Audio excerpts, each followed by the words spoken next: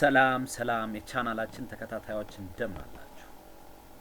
የ10ኛ ክፍል ፊዚክስ አዲሱ ካሪኩለምን ዩኒት 1 ቬክተር ኳንቲቲስ በሚለው ዩኒት ውስጥ ፖሊጎን ሜተድ ኦፍ ቬክተር አዲሽን የሚለውን ሴክሽን ይዘንላችሁ ቀርበናል።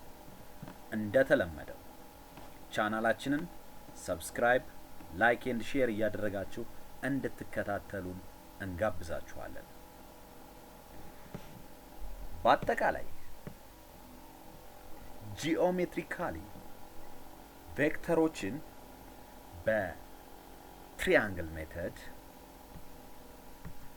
በትሪያንግል ሜተድ በተጨማሪም ከትሪያንግል ሜተድ በሁለተኛ ደረጃ የምናገኘው በፓራሌሎግራም ሜተድ በመጠቀም ሪዛልታንት ቬክተሩን ማግኘት እንደምንችል ወይም ቬክተሮችን መደመር እንደምንችል ባለፉት ቪዲዮዎች አይተናል። ዛሬ የምናየው ፖሊጎን ሜተድ ኦፍ ቬክተር አዲሽንን ነው። This method or this law is used for addition of more than two vectors. When you have a large number of vectors, the best method is polygon method of vector addition. According to this law, if you have a large number of vectors, place the tail of each successive vectors at the head of the previous one. So, the resultant of all vectors can be obtained by drawing vector from the tail end of first to the head of the last vector. ምን ማለት ነው?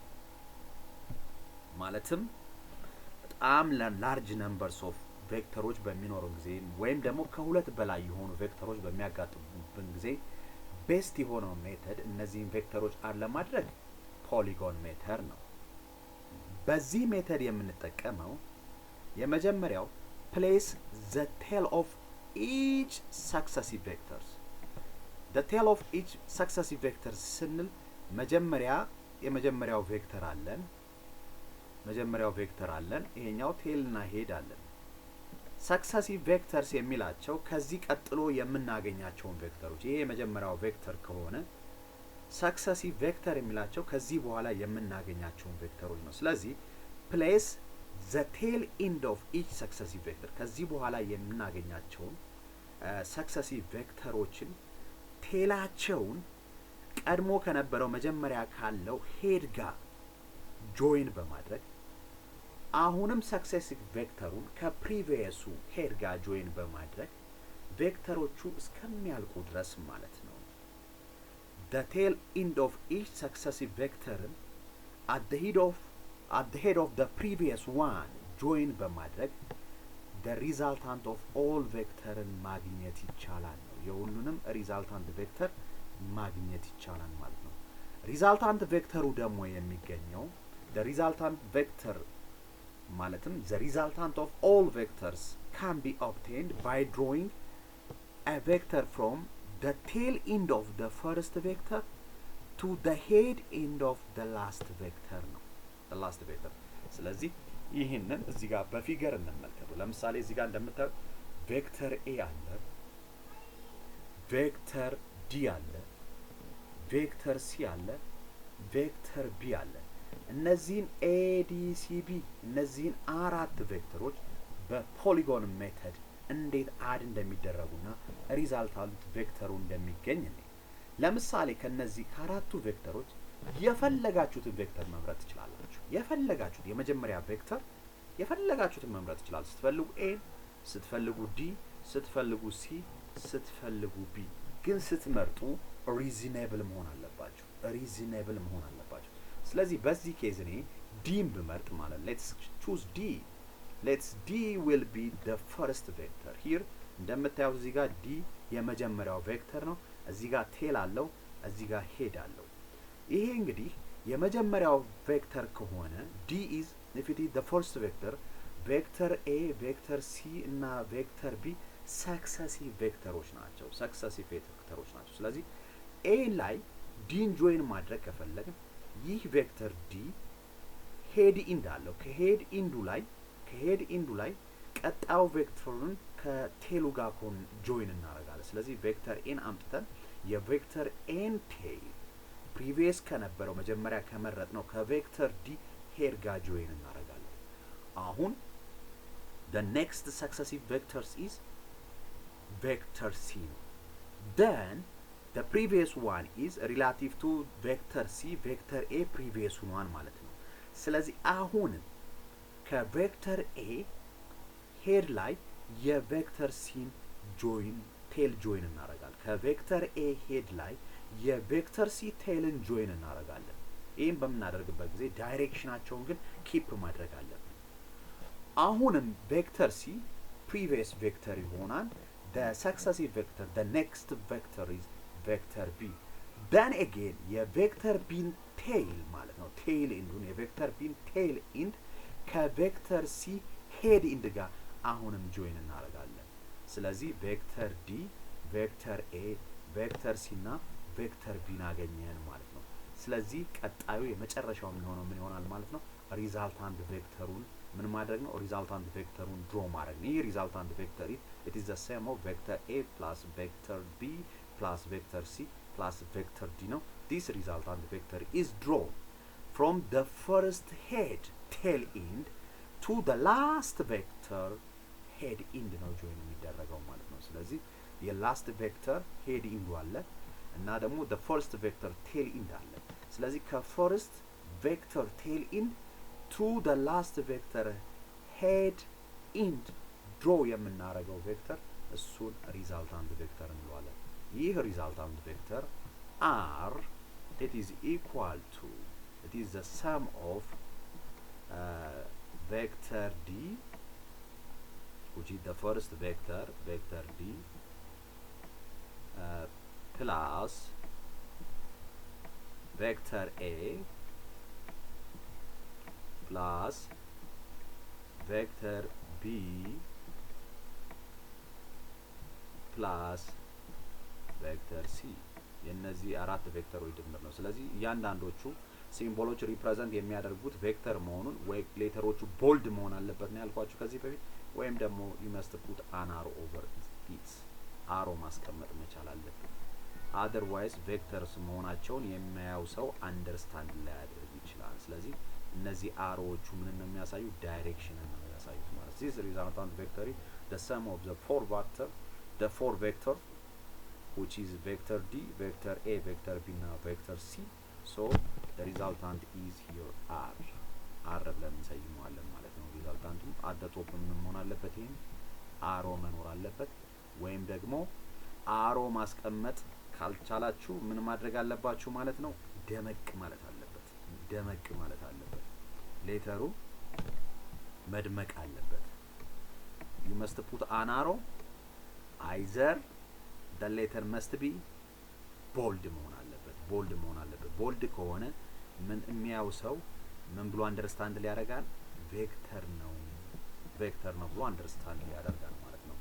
this is a polygon method of vector addition. What you must understand from vector addition is if you want to add two vectors the best method is a triangle method and a parallelogram method. But if you want to add more than two vectors or a large number of vectors the best method is a polygon method. so አሁንም polygon method እንዴት እንደሚሰራ how the polygon method works to make it easy and clear let me show you with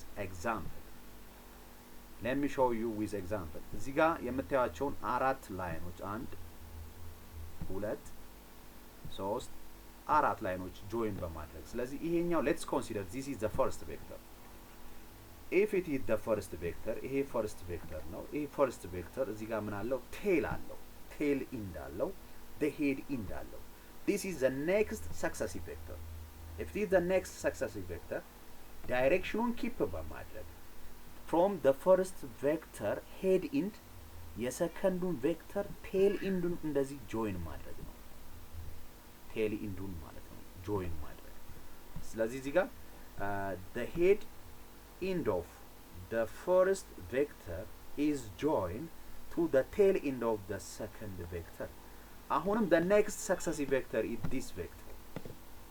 Then by keeping the direction again, the tail end of the successive vectors or the current vector must join the head end of the previous vector. ከሄድ ኢንዱ ጋር እንደዚህ ወስዶ join ማድረግ አሁን direction keep ማድረግ. Here is again the last successive vector. This is the last successive vector. This last successive vector አሁንም direction keep በማድረግ joining the last successive vector tail end to the head end of the previous vector. ከሄድ ኢንዱ ከprevious vector ጋር እንደዚህ join ማድረግ. ስለዚህ next what we are going to do is drawing the resultant vectors. The resultant vector is drawn from the first vector tail end to the last vector head end ነው draw የሚደረገው። ስለዚህ let's consider this is a resultant vector. So this resultant vector is drawn from the first vector tail end to the last vector head end.